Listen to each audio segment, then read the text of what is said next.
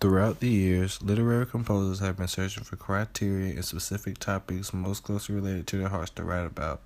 Having first-hand experience with the outlandish, grotesque, and inequality in the South, Carson McCullers rose to the forefront and shed light to the many issues that we not only face in the times of her writings, but in today's society as well. Born February 19, 1917 as Lula Carson Smith, Carson McCullers was introduced to all of the extremities that the outside world had to offer at a very young age while venturing around the streets of Columbus, Georgia. Although being recognized as a lonely and peculiar girl, McCullers was always extremely talented. As Christian H. Moe asserts, a Southern novelist and short story writer, Carson McCullers presented in her fiction a world of alienated adolescents, misfits, and outcasts, treating themes of human isolation with great sensitivity. Through her world-famous novel, The Heart is a Lonely Hunter, we are given numerous examples and taken through multiple angles as Carson McCullers successfully attempts to unveil the universal stigma of human isolation. Jan Witt in her article makes the observation, in McCullers' fictional world, human connection is inadequate and unsatisfying, and the isolation of her characters represents a universal longing for human connection. McCullers introduced us to characters such as John Singer and Spiros Antonopoulos, the two deaf mutes and main characters of her novel, Biff Brandon, the rather peculiar one, Jake Blount, and Dr. Copeland, just to name a few. McCullers makes quotes in the novel such as, "For something had happened in this year. He had been left in an alien land, alone.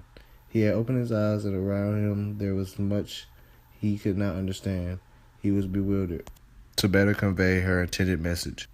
The beautiful thing about this specific novel is that it holds true to the specific message McCullers was intending to address, and that is man's battle against isolation and loneliness.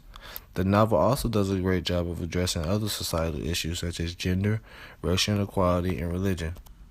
Although a highly talented writer, Carson McCullers started off on more of the musical path. At the age of 5, McCullers' father purchased her a piano after she first expressed a passion for music. It wasn't until the age of 15 where she actually began to create plays and short stories. McCullers later in life recalled, quote-unquote, "In childhood, my main interest had been music and my ambition was to be a concert pianist. My first effort at writing was a play. At that phase, my idol was Eugene O'Neill, and this first masterpiece was thick with incest, lunacy, and murder. The first scene was laid out in the graveyard, and the last was a catafalque. I tried to put it on in the family sitting room, but only my mother and 11-year-old sister would cooperate. After I dashed off a few more plays, a novel, and some rather queer poetry that nobody could make out, including the writer." While successful, McCullers was regularly ill, suffering from pneumonia, rheumatic fever, and heart disease, which all later contributed to many strokes and ultimately her death at an early age of 50 in 1967. Through multiple resources throughout the semester, I have been given the chance to more deeply understand and develop a better appreciation for the mind of Carson McCullers. In addition to reading the novel, The Heart is a Lonely Hunter, I have also attended multiple events to help me further grasp a better appreciation and understanding. Events such as the screening of the movie version of the novel at the Columbus Library, which really helped me out a lot with getting a better idea and picture of what's going on in the novel. Carson McCullers' birthday celebration at the Columbus River Center for Performing Arts, which I greatly enjoyed. Visiting the actual home of Carson McCullers here in Columbus, Georgia.